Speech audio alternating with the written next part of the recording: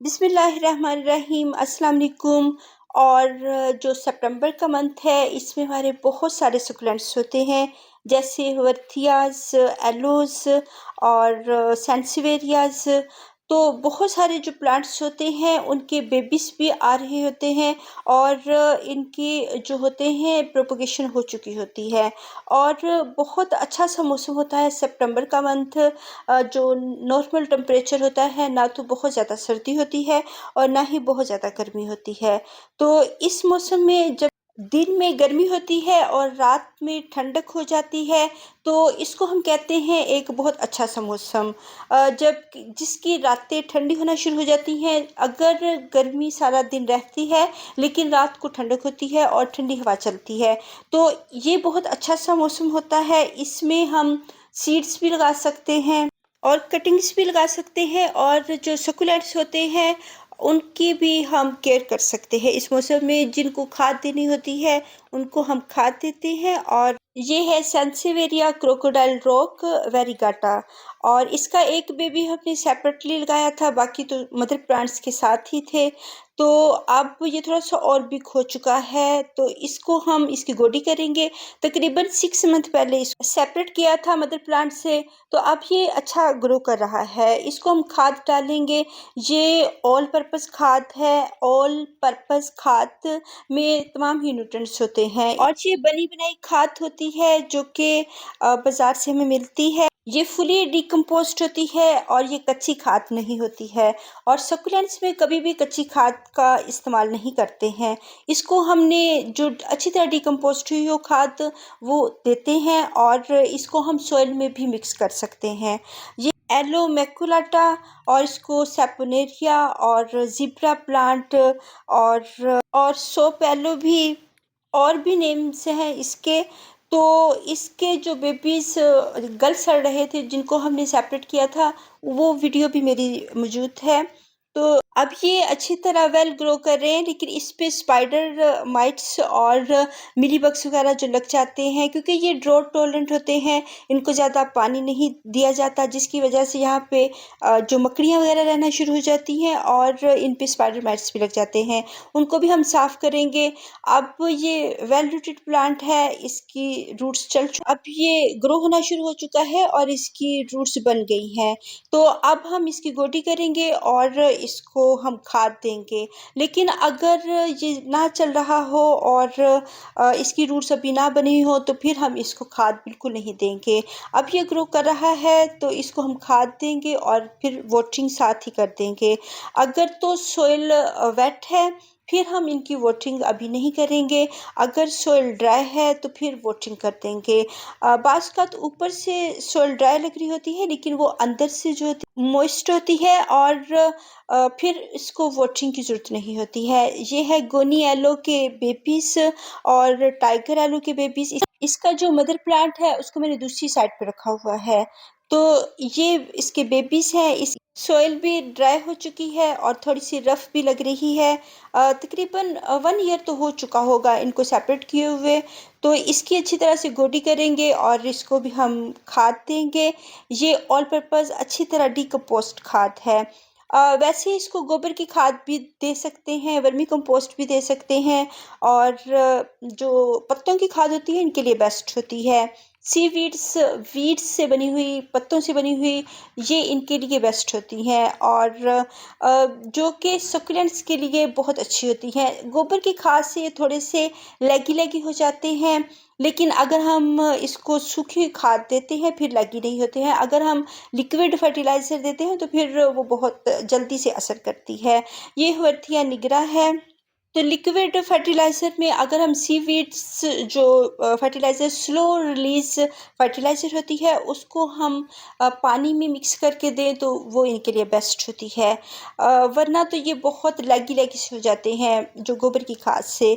बहुत सारे लोग इसको पसंद करते हैं, सकुलेंट्स को देना पसंद करते हैं, लेकिन वो बहुत ठंडे इलाके होते हैं, जो हिल एरियाज़ हो सकते हैं या फिर जो ठंडे इलाकों के एरियाज़ जैसे यूरोपियन कंट्रीज़ होती हैं, वहाँ पे आप उसको गोबर खाद दे सकते हैं। और बहुत जब सर्दी होगी मेट्रोस एरिया में, जो एशियन कंट्रीज़ होती हैं, गर्म इलाके होते हैं, तो वहाँ पे इनको जब खाद देंगे सर्दियों में, तो फिर गोबर की खाद सॉइल में मिक्स करके दे सकते हैं।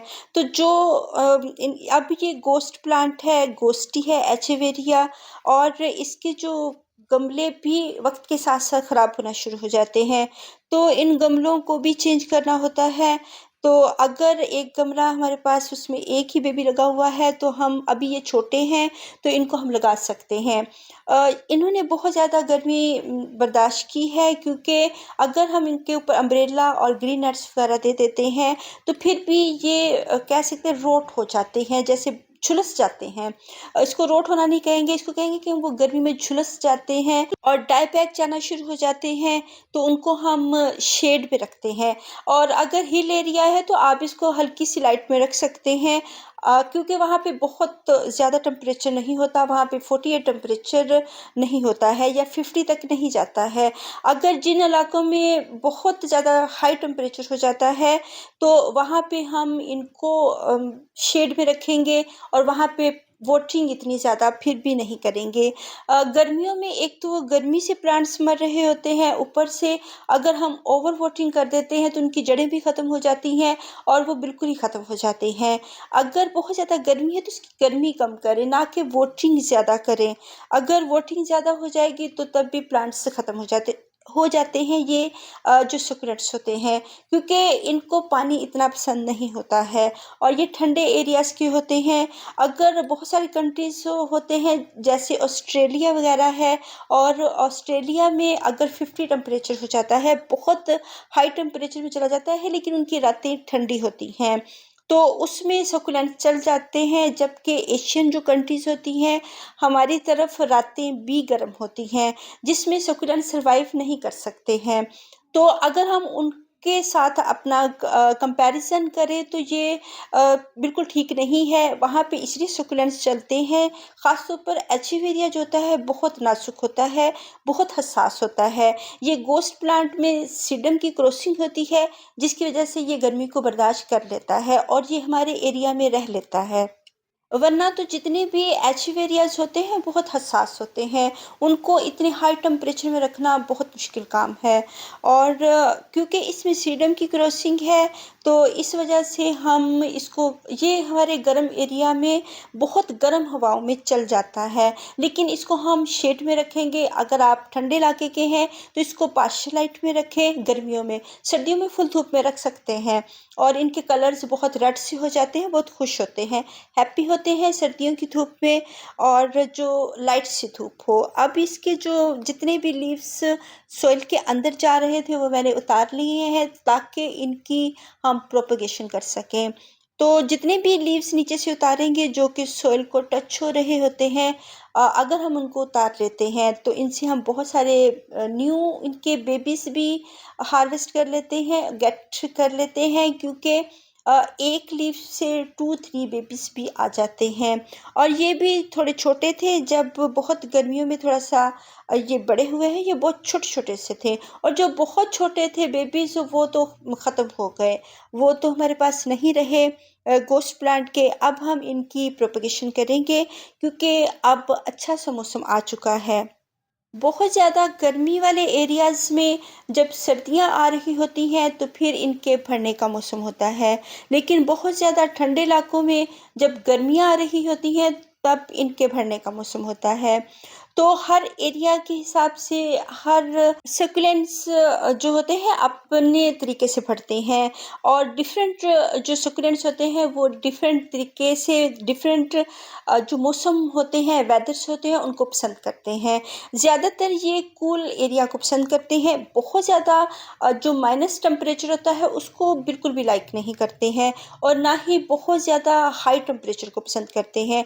25 से लेकर 40 से नीचे-नीचे 39 तक टेम्परेचर को ये लाइक कर लेते हैं, और फिर उसमें ये अच्छे से चलते हैं और इनकी ग्रोथ भी होती है। अगर माइनस टेम्परेचर चला जाता है तब भी हम इनको बाहर वाली साइड पे नहीं रखते हैं, जहाँ पे बहुत ज़्यादा ओस पड़ रही हो और ड्यू ड्रॉप्स पड़ रहे हों या बर्फ़बारी हो रही हो, स्नो फॉलिंग में हम इनको बिल्कुल नहीं रख सकते हैं। फिर हम इनको विंडो में रखेंगे, इंडोर रखेंगे, जहाँ पे लाइट तो आए उसकी सूरज की, लेकिन वहाँ पे इतनी सर्दी ना हो और ना ही वहाँ पे बहुत ठंडी हवाएं चल रही हों। तो बहुत ज़्यादा गर्म हवाएं और बहुत ज़्यादा ठंडी हवाओं को ये बिल्कुल भी पसंद नहीं करते हैं। बहुत कूल एरियाज़ में भी इनकी ग्रोथ रुक जाती है और बहुत गर्म एरियाज़ में भी इनकी ग्रोथ रुक जाती है। तब हम इनको थोड़ा सा अंदर वाली साइड पे ले आते हैं, जबकि जो बहुत गर्म इलाके होते हैं वहाँ तो अंदर वाली साइड पे हवा भी नहीं होती है।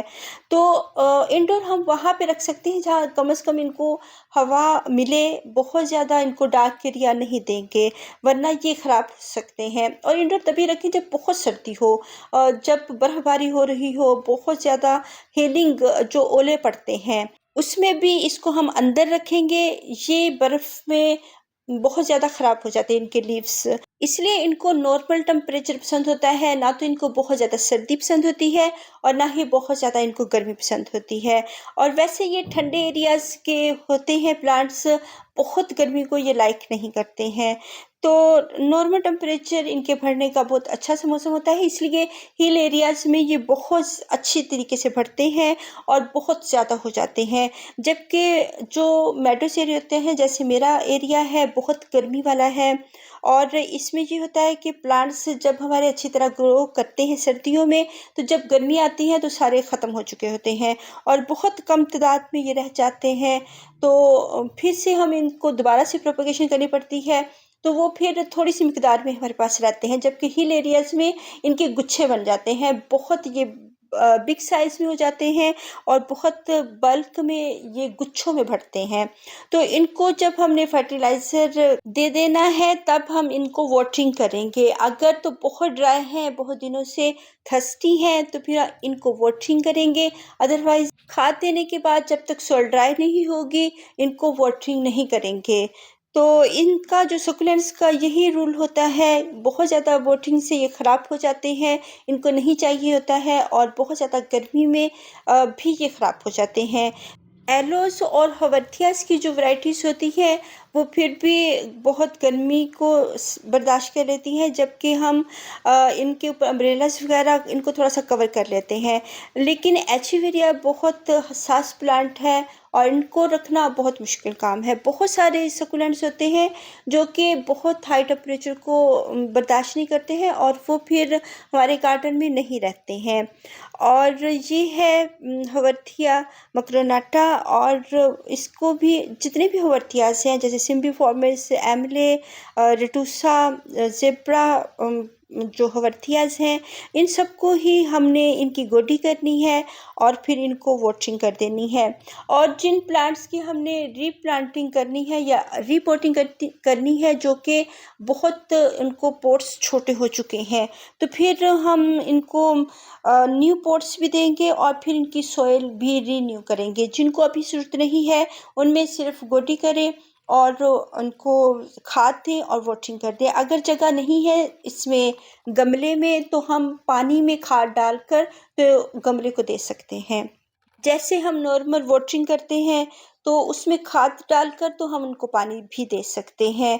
ये तकरीबन 2 ईयर्स से इसमें मौजूद है। इन्हीं गमलों में 2 ईयर्स हो चुके होंगे। तो वथियास जो होते हैं वो भी बहुत ज़्यादा हीट को पसंद नहीं करते हैं, बहुत ज़्यादा गर्मी को पसंद नहीं करते हैं। ये भी पार्शियल सी लाइट को पसंद करते हैं। अगर हम इनको बहुत तेज़ धूप में और डायरेक्ट धूप में रख देते हैं, तो जितने भी वथिया या ये मॉर्गन, और इसको स्प्रिंग टाइम प्लांट भी कहते हैं, और ये क्रैसुला की फैमिली में से है। और बहुत सारे क्रैसुला, वथियास, एलोज हमारे पास होते हैं। और ये वक्त के साथ साथ इनको खाद भी देनी पड़ती है, वाटरिंग भी करनी पड़ती है, और ये पानी को इतना लाइक नहीं करते हैं। अगर हम इनको 15 डेज़ के बाद पानी दें, जब सोइल अच्छी तरह से ड्राई हो और ये थर्स्टी हो, वाटरिंग भर के कर दें, तो ये हैप्पी रहते हैं। अगर सोइल मॉइस्ट है तो फिर बिल्कुल भी पानी नहीं देना चाहिए। बहुत गर्मी हो तब भी कि हम जो सूरज है वो कम करेंगे, ना कि इनकी वाटरिंग ज़्यादा करेंगे।